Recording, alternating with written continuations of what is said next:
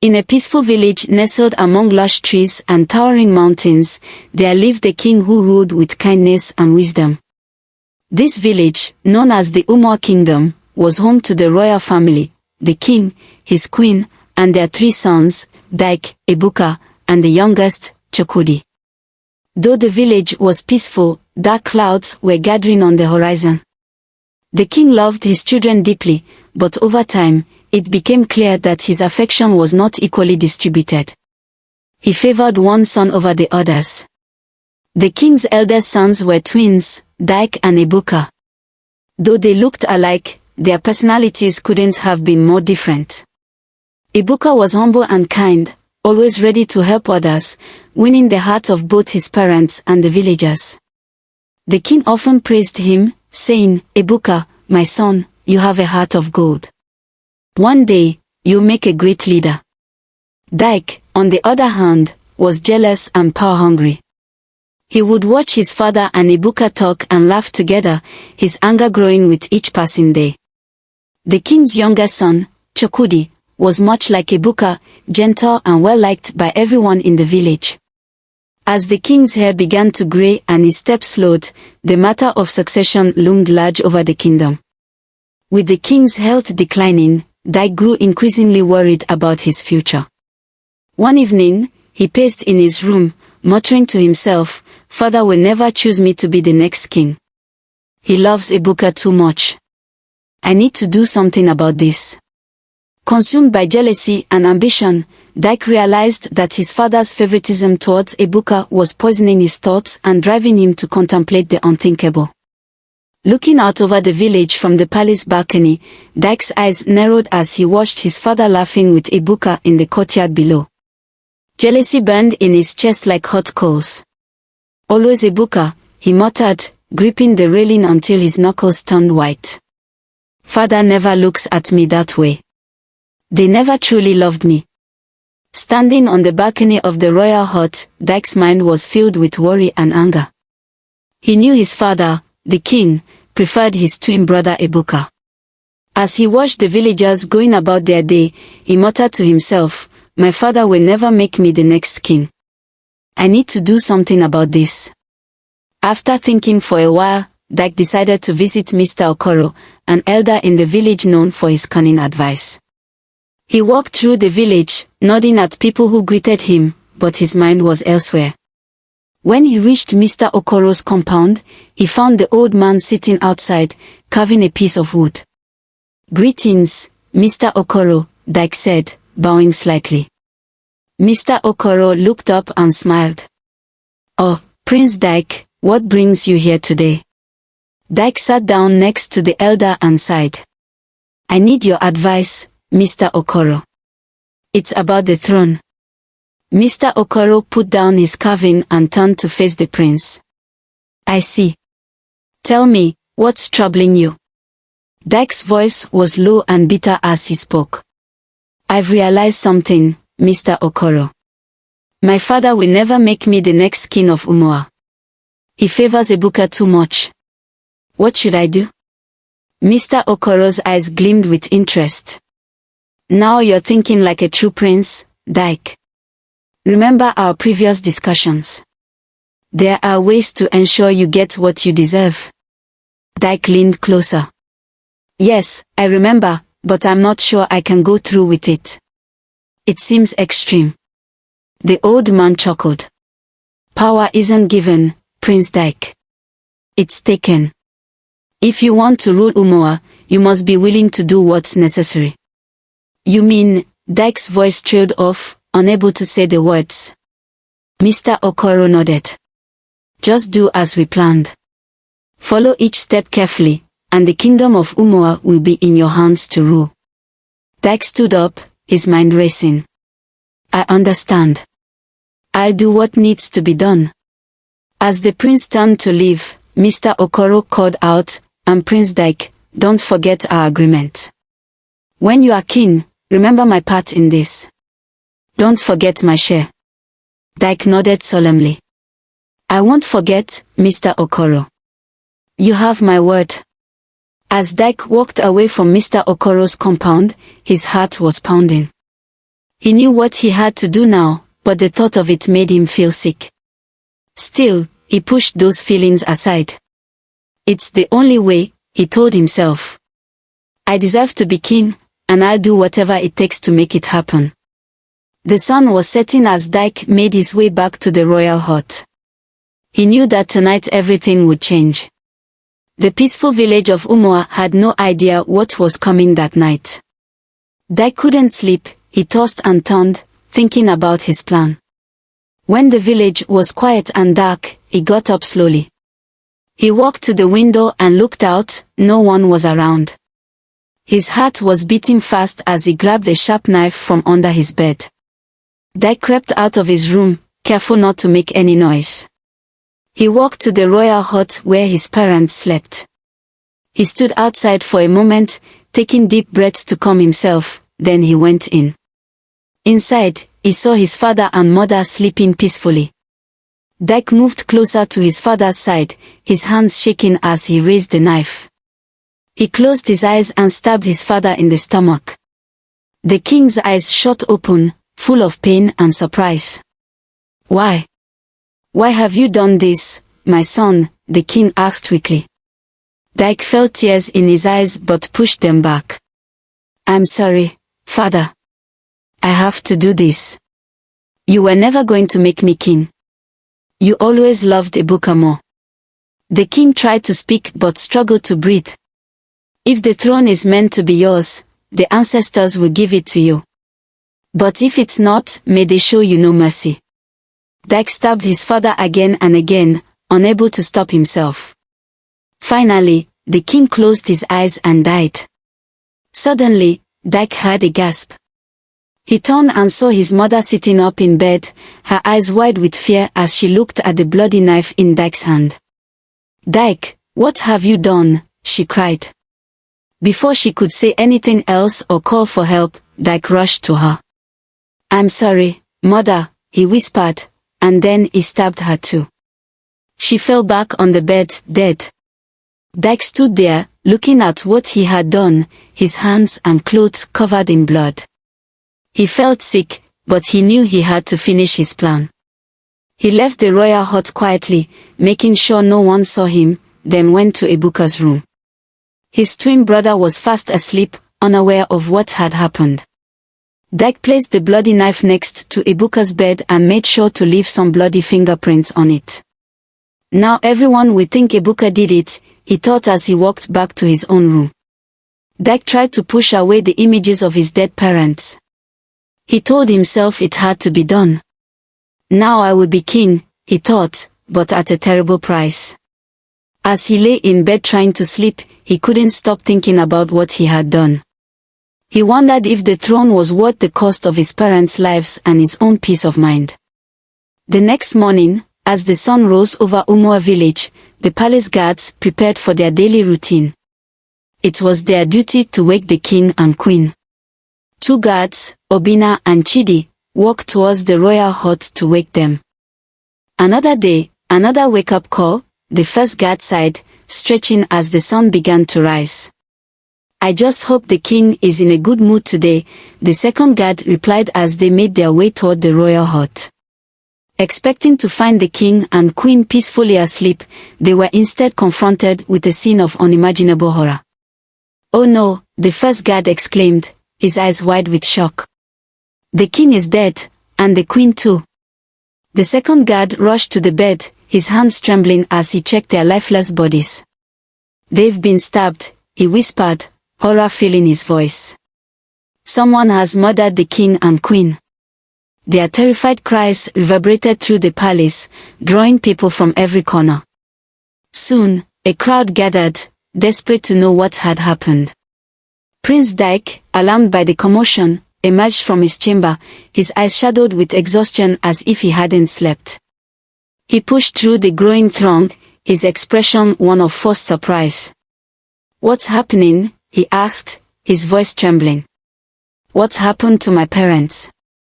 An elder turned to him, his face somber. Prince Dyke, I'm afraid the king and queen have been murdered.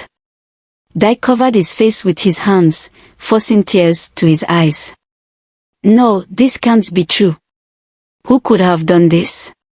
As the crowd buzzed with shock and grief, Dyke suddenly spoke up again, his voice low and hesitant. Wait. I think I know who's responsible. Everyone turned to him, their attention now fully focused. What do you mean? One of the guards asked, a mixture of confusion and urgency in his voice. Dyke took a deep breath, as if gathering the strength to continue. I don't think this was done by an outsider. I believe it was my brother, Ibuka. Gasps of disbelief spread through the crowd. Prince Ibuka. But why would he do such a thing? Someone asked in astonishment. Dyke hesitated before continuing, his voice tinged with faint sorrow. Just a short while ago, I saw a knife in Ibuka's hut. It was covered in blood. I couldn't believe it at first, but now. A villager stepped forward, eyes wide with shock. You saw a bloody knife in Prince Ibuka's hut. Are you absolutely certain? Dyke nodded gravely. Yes, I'm certain. If you don't believe me, you can go see it for yourselves. The crowd began to move toward Ibuka's hut, their voices a mixture of disbelief and growing anger.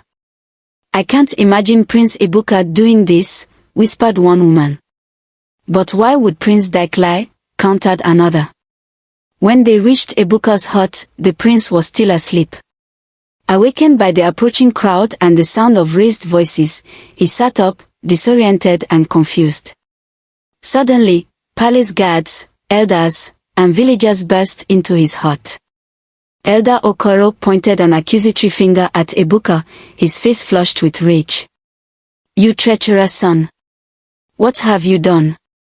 Why did you kill our king and queen? Ibuka's jaw dropped in shock, his mind reeling. What? I don't understand. What are you talking about? I would never kill my parents. Another villager stepped forward, pointing to a blood-stained knife lying near Ibuka's bed. You murdered the king and queen. The evidence is right there. Ibuka looked down in disbelief, his eyes widening as he saw the bloody knife. This isn't mine. I've never seen this knife before. I don't know how it got here. Prince Dyke pushed through the crowd, tears streaming down his face, though they appeared suspiciously forced. Don't pretend you don't know what you've done. The knife is right there, covered in our parents' blood. You killed them, Ibuka. Ibuka shook his head frantically. No, I didn't. This has to be some kind of plot to frame me. Dyke's expression hardened, his voice laced with cold anger. A plot. How dare you? You've always wanted the throne, but to kill our parents. That's beyond forgiveness, Ibuka. You're no longer my brother. You're a murderer. I swear, I'm innocent. Ibuka cried, tears of desperation now flowing freely. I would never hurt our parents. Please, you have to believe me. In the back of the crowd, Prince Chokudi, the youngest brother, watched with mounting concern. He knew Ibuka well.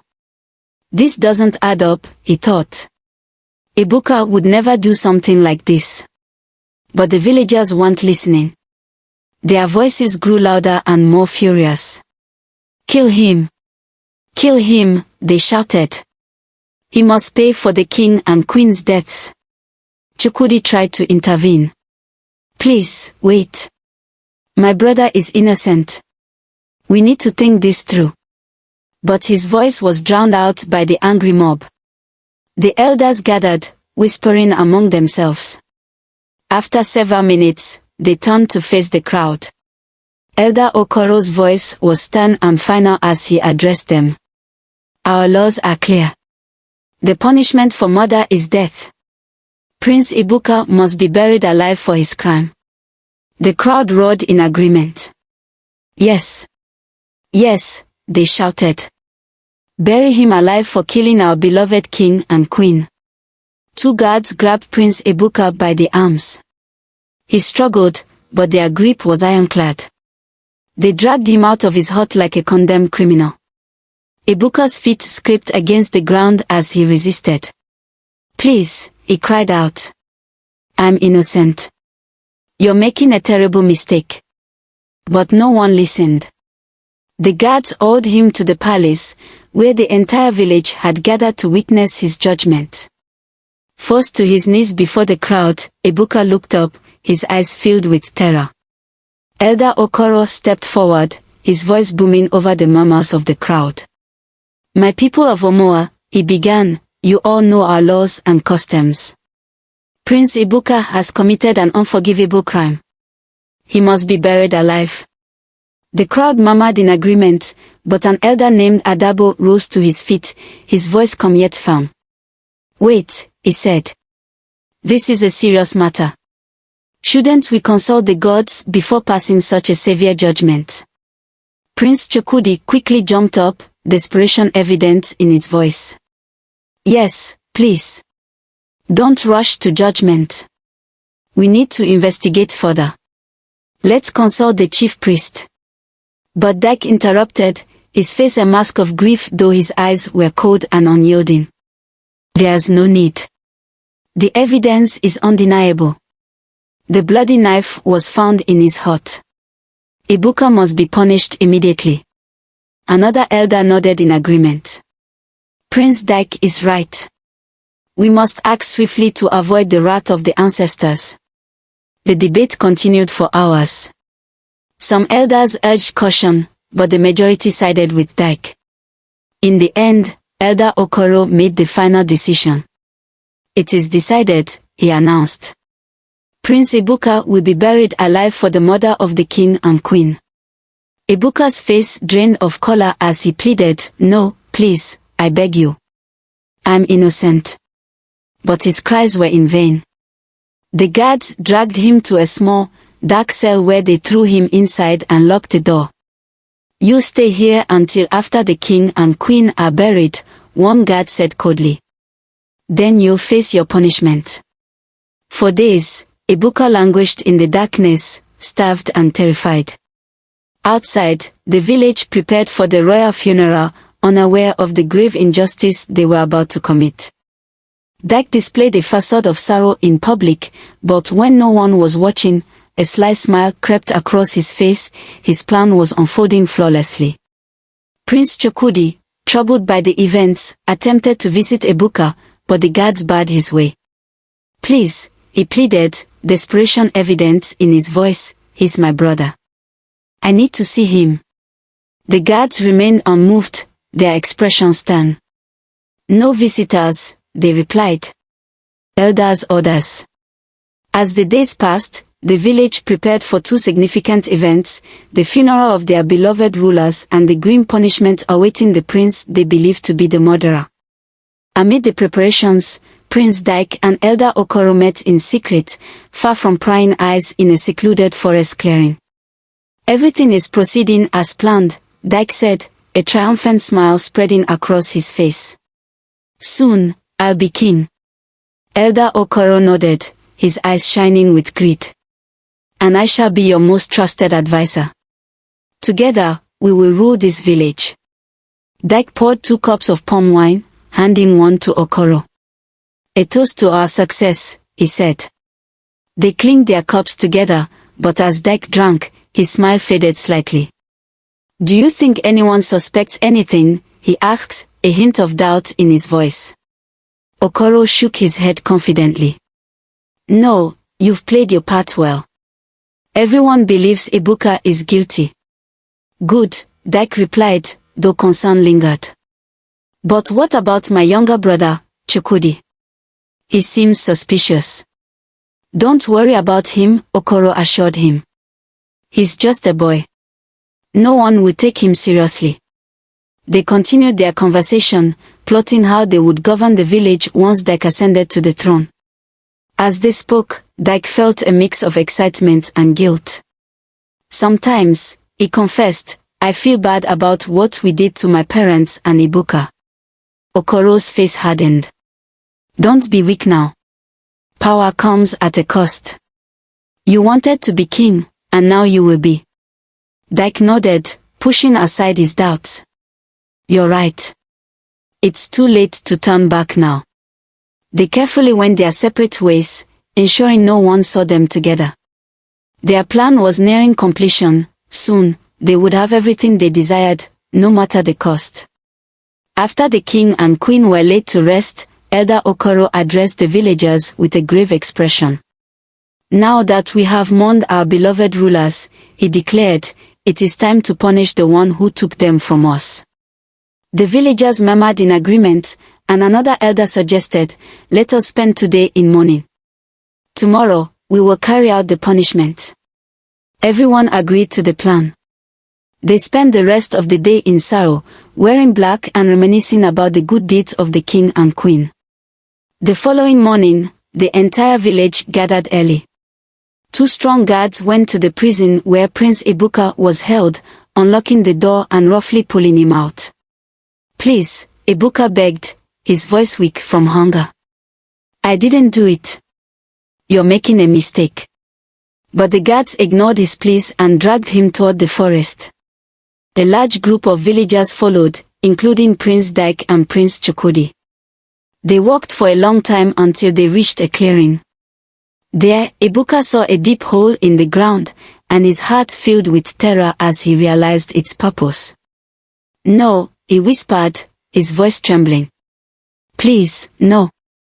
The guards shoved Ibuka toward the hole, tossing in some of his belongings before pushing him into the pit.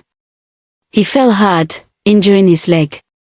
Prince Chukudi, unable to bear the injustice any longer, rushed forward, crying out, stop. You can't do this. He's innocent. But 2 villagers restrained him, holding him back as he continued to plead. He didn't do it. Please, listen to me. Ibuka looked up at his younger brother from the hole, his eyes filled with both sadness and kindness. It's okay, Chukudi. Be brave and take care of our people. Elder Okoro stepped forward, raising his hands to silence the crowd. People of Umoa, he said, his voice solemn, we are here to punish the one who betrayed our king and queen. Prince Ibuka must pay for his crime. He nodded to the guards, who began shoveling dirt and rocks into the hole. No! Ibuka shouted, desperately trying to climb out, but the sides were too steep. Please, I'm telling the truth. I didn't kill them. The dirt continued to fall, covering his feet, then his legs. Ibuka looked up at his twin brother, Dike. Brother, please, tell them the truth. Why are you doing this? For a brief moment, Dike's face softened, but it quickly hardened again. You should have thought about that before you killed our parents, he said coldly. Soon, only Ibuka's head remained above the dirt. He took one last breath and spoke, I forgive you all. May the truth come out one day. Then, the guards threw the final shovels of dirt, and Ibuka disappeared beneath the ground. Elder Okoro spoke again. It is done. Justice has been served. The villagers began to disperse, their mood somber. Chukudi collapsed beside the filled hole, weeping uncontrollably. I'm sorry, Ibuka. I'm so sorry I couldn't save you. Dike placed a hand on Chukudi's shoulder. Come, brother. It's over now. We need to take care of our people. As they walked away, Dike glanced back at the burial site. For a moment, his expression flickered between satisfaction and guilt, but then he turned away, ready to assume the role of the new king of Umoa.